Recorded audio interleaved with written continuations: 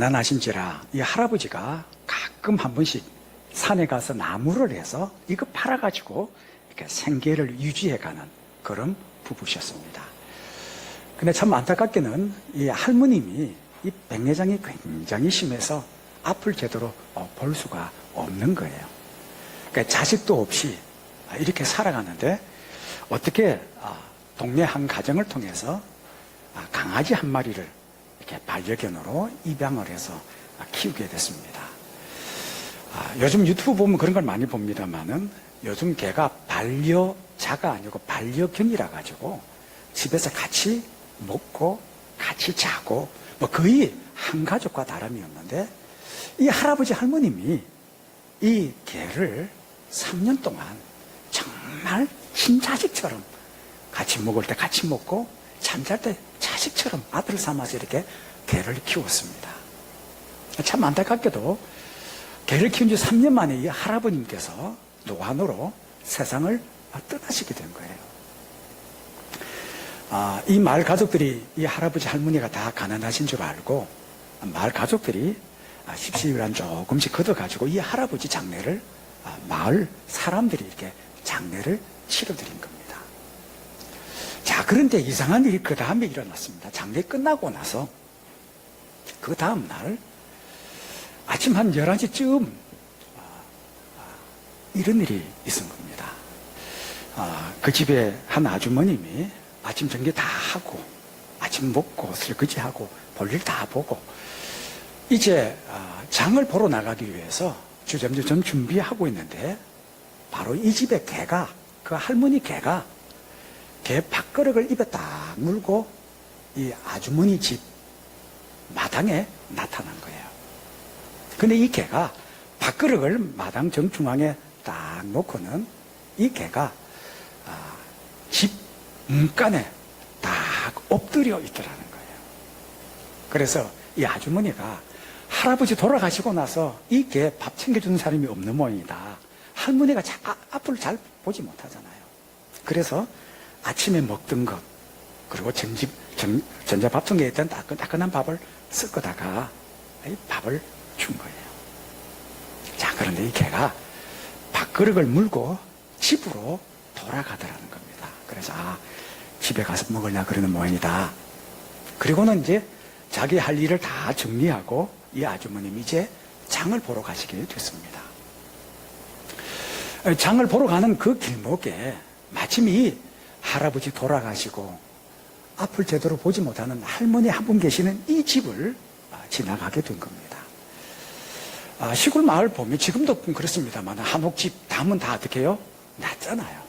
그래서 사람 지나가다가 목을 빼서 보면 안에 대청마루 모습이 다 보입니다.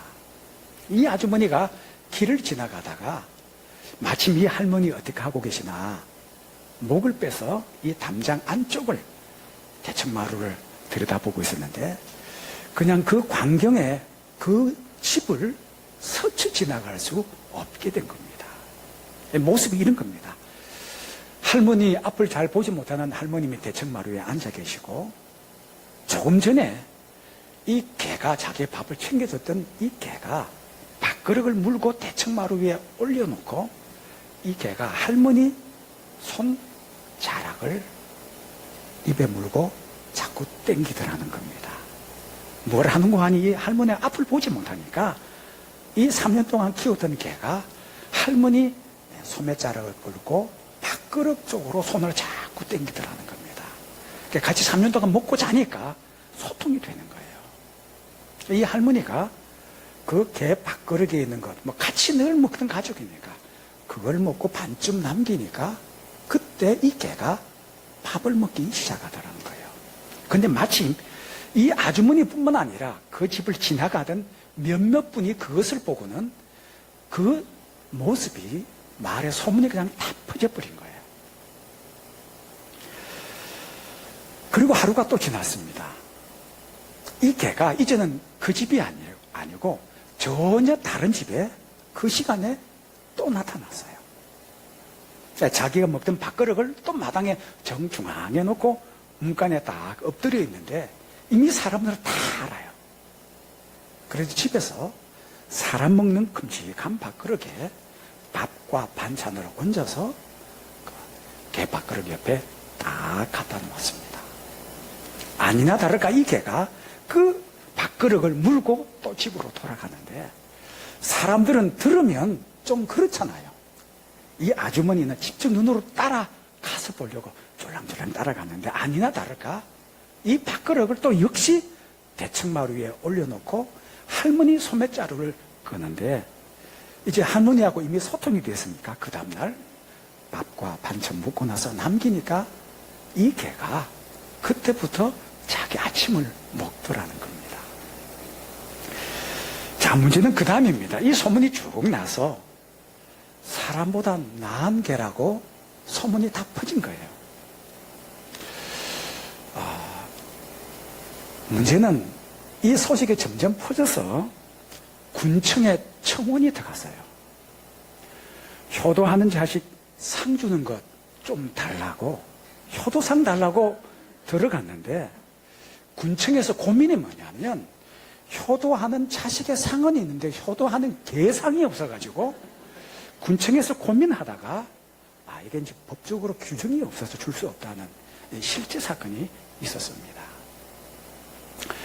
여러분, 우리 살아가다 보면 말 못하는 짐승이지만 은혜를 아는 그 짐승들의 모습을 보노라면 여러분 가슴 속에 뭔가 짠한 게 오지 않습니까?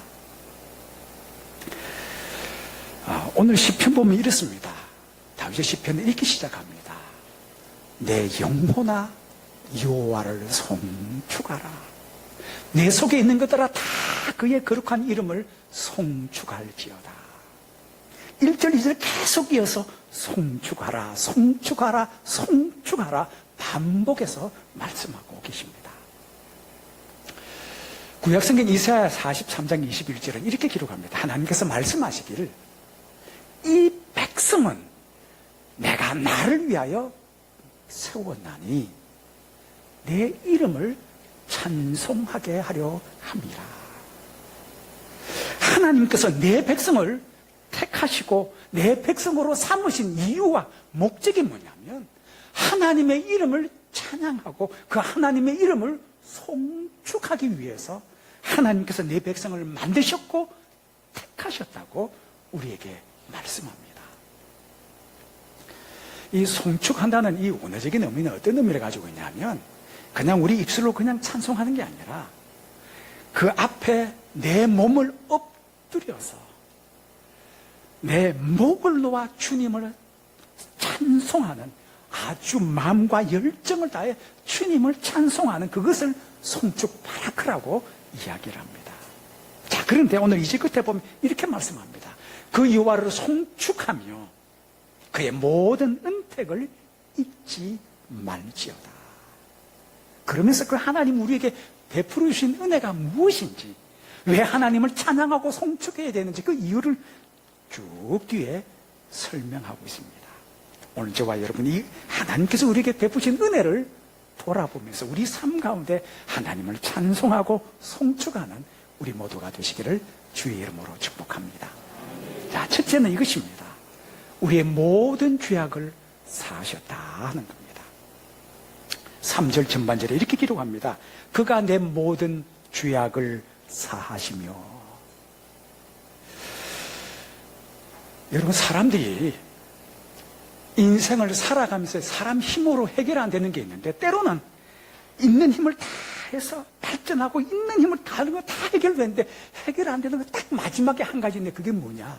우리의 죄 문제는 해결이 안 돼요. 다른 건 다 해결될 수 있는데 이 죄 문제 해결할 사람 없어요. 그래서 많은 사람들이 도를 닦고 수행을 하고 도덕적으로 흠없는 삶을 열심히 사는데 그거 가지고 되지 않아요. 가끔 우리 매스컴 통해서 봅니다만은 토굴에 들어가서 몇 년 동안 벽면 수행을 하는데 하면 할수록 자기 스스로 죄인임을 깨닫게 되는 걸 우리는 보게 됩니다. 이미 성경은 그 결과를 우리에게 선포하셨어요. 이는 힘으로 되지 아니하고 능력으로 되지 아니하고 오직 나의 영으로 되느니라. 여러분, 찬송 중에 이런 찬송이 있죠. 이 죄 문제 해결 안 돼요. 울어도 되지 않고, 힘써도 되지 않고, 참아도 되지 않고, 우리 위에 십자가 지신, 그래서 그곳에서 자신의 살을 찢어주시고 흘리셨던 그 피, 그 믿음으로 우리 죄의 삶 받는 줄로 믿습니다. 우리가 힘쓴다고 안 돼요. 도덕적으로 흠없는 삶을 산다고 그것도 안 돼요. 오직 예수 그리스도의 십자가의 구속의 은혜로 되는 줄로 믿습니다. 우리 지난주 월요일 20일 날 오전 11시 30분에 의정부에 있는 119 응급센터에 아주 다급한 전화가 한 통 걸려왔는 거 아마 여러분 아실 겁니다. 그 전화 내용이 이렇습니다.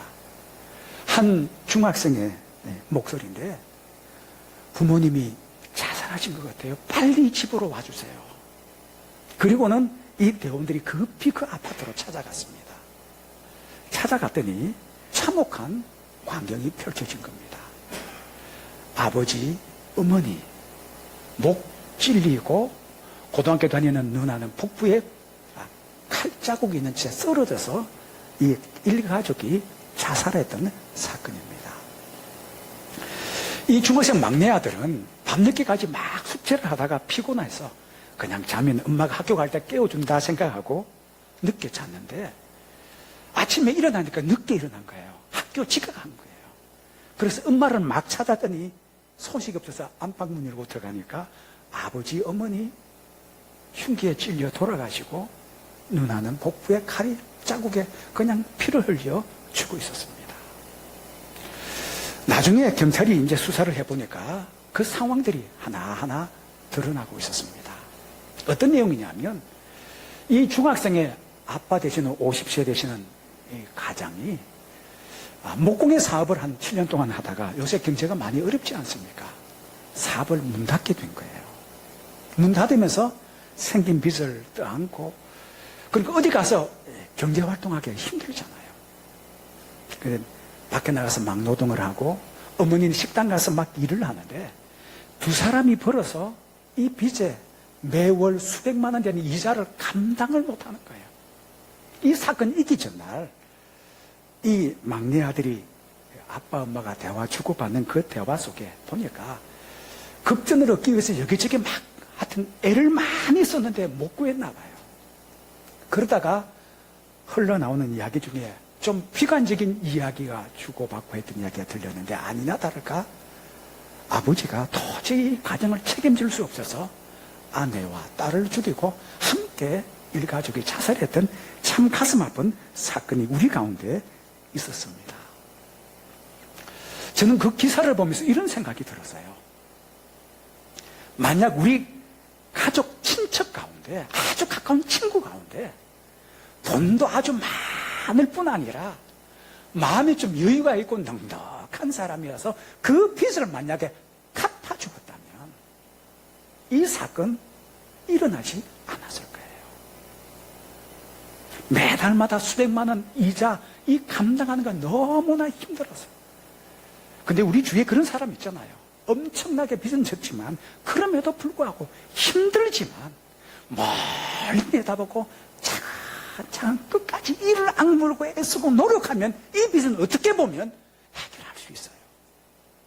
그런데 우리의 죄의 문제는 해결이 안 돼요. 왜냐? 성경은 우리에게 말씀하시기를 죄의 삭은 사망이라 말씀하셨기 때문입니다. 그런데 바로 우리 주님께서 우리 죄의 문제 해결하시기 위해 십자가에 달리셔서 우리에게 선포하셨잖아요. 다 이루었다. 다 갚았다. 죄의 삭을 내가 갚았다. 라고 선포하신 거예요. 그 십자가의 죽음을, 대속의 죽음을 내 것으로 믿음으로 받으면 예수 그리스도의 보혈의 은혜로 구원받는 줄로 믿습니다. 그래서 시편은 오늘 우리에게 이렇게 말씀합니다. 그가 내 모든 죄악을 사하시며. 여러분, 매달 수백만 원 이 이자 빚 때문에 가족들이 고심하고 힘들어하다가 자기 목숨을 끊었는데 죄의 문제는 대책이 없어요. 하나 사망 죽음 아니고는 없어요. 그것 위에서 주님께서 우리 위해 죽으시고 오늘 우리에게 구원의 은혜를 베푸셨기에 오늘 시편 우리에게 이렇게 말씀합니다. 여호와를 송축하라. 왜냐? 그 은택 가운데 내 모든 죄악을 사하셨기 때문이다. 자, 둘째는 이렇게 말씀합니다. 그 하나님께서 모든 병을 고치신다 하는 겁니다.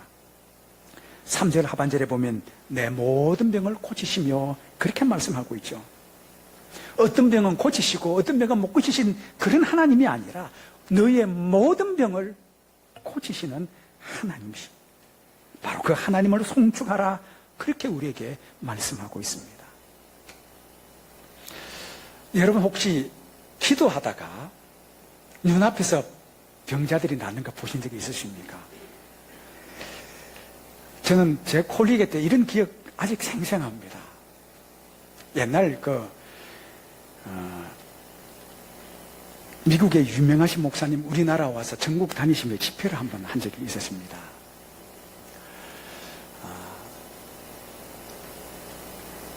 그런 호기심, 저랑 제 바로 위에 있는 쌍둥이 형 둘과 함께 공설운동장에서 열리는 이 집회에 참석을 한 적이 있습니다.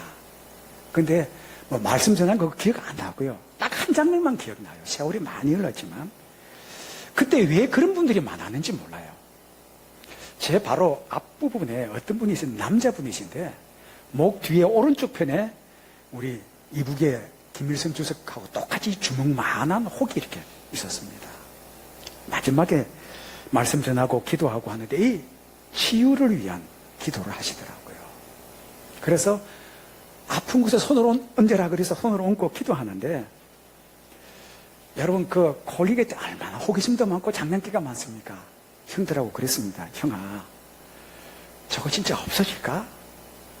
그러니까 형들도 야 저게 어떻게 낫냐, 저게 갑자기 어떻게 없어지냐. 그리고 지금 기도는 시작되고 있고 기도하고 있다가 그래서 눈 감았다가 또 눈 떠서 보고 왜 호기심이 왜 기도하면 낫는다는 이게 가르침 받은 게 있잖아요. 그 기도하다가 눈 딱 떴는데 이거 없어진 거예요. 이유는 난 몰라요. 하나 아는 것은 있었는데 없어졌다는 사실입니다. 저는 믿는 게 하나 있습니다.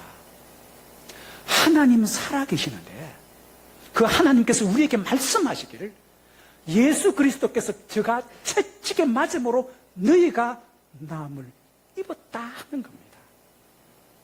저는 믿습니다. 그 질병이 어떤 질병이냐 이것이 중요한 것이 아니라 예수님께서 말씀처럼 내 믿음대로 되리라. 믿는 자에게 믿음의 역사가 나타날 줄로 믿습니다. 우리 하영교회 속에도 그런 일이 적지 않습니다. 어떤 분들 저보고 그런 간증을 직접 하셨어요. 목사님, 의사 찾아갔더니 의사가 의사 입으로 이야기하기를 이것은 기적입니다. 우리 재단 속에 이런 기적 같은 사건이 여기저기서 일어나고 있고 앞으로도 계속 일어날 것입니다. 왜냐? 하나님께서 약속하셨거든요. 여러분 지금 내가 안고 있는 이 질병의 육신의 아픔과 고통이 어떠냐가 중요한 것이 아닙니다. 주님께서 우리에게 말씀하시기를 믿는 자들에게는 이런 표적이 따르리니 곧 그들이 내 이름으로 귀신을 쫓아내며 새 방언을 말하며 뱀을 집어 올리며 무슨 독을 마실지라도 해를 받지 아니하며 병든 자에게 손을 얹은 적 나으리라. 야고보서 통해서 우리에게 말씀합니다. 병든 자가 있느냐? 그를 위해 기도하라. 믿음의 기도는 놀라운 역사, 믿는 그곳에 하나님의 역사가 오늘 우리 가운데에도 일어나게 될 줄로 믿습니다. 기도하는 곳에 하나님께서 개입하십니다. 지금 현장은 소망이 보이지 않습니다. 그러나 기도하는 그 현장 속에 살아계신 하나님이 함께 하시고 간섭하시고 역사하시면 하나님의 영광을 보는 놀라운 역사가 오늘 우리 가운데도 일어나게 될 줄로 믿습니다. 마지막 세 번째로 보면 좋은 것으로 만족해 하시는 하나님이십니다. 5절에 보면 이렇게 기록하죠. 좋은 것으로 내 소원으로 만족해 하사 내 청춘을 독수리같이 새롭게 하시는도다. 이 말씀을 자세히 읽어보면 묵상을 해봐야 돼요. 소원을 만족하게 하시는 것이 아니라 그것보다 더 좋은 것으로 하나님이 주시는 것으로 내 소원을 만족하게 하시는 하나님이시다 하는 겁니다. 여러분 살아가시면서 하루하루 만족하며 살아가십니까? 여러분 세상을 자세히 들여다보면 우리 세상 속에 만족 없어요. 여기 계신 분 중에 그런 분들이 있을 거예요. 야, 내 돈 얼마만 있으면 내 만족할 것 같은데, 여기서 내 키가 조금만 더 크면 나 행복할 것 같은데, 내 코가 조금만 높으면, 내 피부가 조금만 더 하얗면 나 정말 행복할 것 같은데, 천만의 말씀입니다. 여러분, 돈 좀 더 가지면 만족할 것 같으면 재벌이 왜 뛰어내립니까? 조금만 더 높은 지위를 가지면 행복할 것 같은데 왜 그 권력을 가진 사람이 뛰어내려요? 여러분 정말 인기 좋죠. 최고의 인기를 누린 사람들이 뛰어내리더라고요. 왜냐? 올라가면 올라갈수록 점점 우리 심령이 허해져요. 많이 가지면 많이 가질수록 행복할 것 같은데 허한 마음이 더 차요. 왜냐? 성경은 우리에게 이렇게 말씀하고 계십니다. 고린도후서 3장 5절에 오직 우리의 만족은 하나님으로부터 나느니라. 많이 가진다고 만족하고 행복하느냐? 아니라는 겁니다. 높이 올라갈수록 만족하느냐? 아니라는 거예요. 오직 우리의 만족은 하나님으로부터 나느니라. 하나님께서 내 속에 오시면 좀 많이 가지지 못했는데, 덜 가졌는데, 사람 볼품 없는데, 많이 배우지 못했는데, 세상적으로 자랑할 거 없는데 만족하고 감사하며 행복하게 사는 기쁨이 그에게 있더라는 겁니다. 여러분, 주님은 사도 바울을 통해서 우리에게 이렇게 말씀합니다. 하나님은 세상에 미련한 것들을 택하셔서 지혜로운 자들을 부끄럽게 하시고, 세상에 약한 것들을 택하셔서 강한 것을 부끄럽게 하시고, 세상에 천한 것들과 그리고 미련한 것들, 없는 것들, 멸시받는 것들을 택하셔서 있는 것들을 폐하려 하시다니 저들로 하여금 자랑치 못하게 하려 함이니라. 많이 가지고 많이 능력 있고 배경이 좋다고 그것으로 힘써서 되는 게 아니라는 것을 우리에게 말씀하고 계십니다. 예수님께서 택하신 12제자들의 모습을 보노라면요, 그 당시에 최고의 똑똑하고 능력 있고 힘 있는 사람 뽑아 쓰신 것이 아니라 갈릴리 바다에 이름 없는 어부, 그 사람들을 택하셔서 하나님께서 그들 통해서 복음 선포할 때 3,000명, 5,000명이 주님 앞으로 돌아오고, 베드로의 그림자만 지나가도 병자들이 귀신이 떠나가는 이런 역사는 있고 힘 있는 자가 아니라 이름 없고 연약한 자를 들어 쓰시는 하나님의 능력인 줄로 믿습니다. 하나님 우리에게 말씀하십니다. 우리 눈에 보이는 것으로 만족하는 것이 아니라 오직 우리의 만족은 하나님이 주시는 것, 하나님이 주시는 은혜, 하나님을 소유한 자에게 우리에게 참된 만족과 기쁨과 주님이 주시는 행복이 우리 가운데 찾아올 줄로 믿습니다. 오늘 다윗을 통해 우리에게 말씀하십니다. 여호와를 송축하라. 그의 모든 은택을 잊지 말지어다. 바로 그 하나님, 우리 죄를 사하시며 우리 모든 질병을 고치시며 주님이 주시는 참된 만족으로 오늘도 기쁨 가운데 주님을 찬양하는 우리 모두가 되시기를 주의 이름으로 축복합니다. 기도하십시다.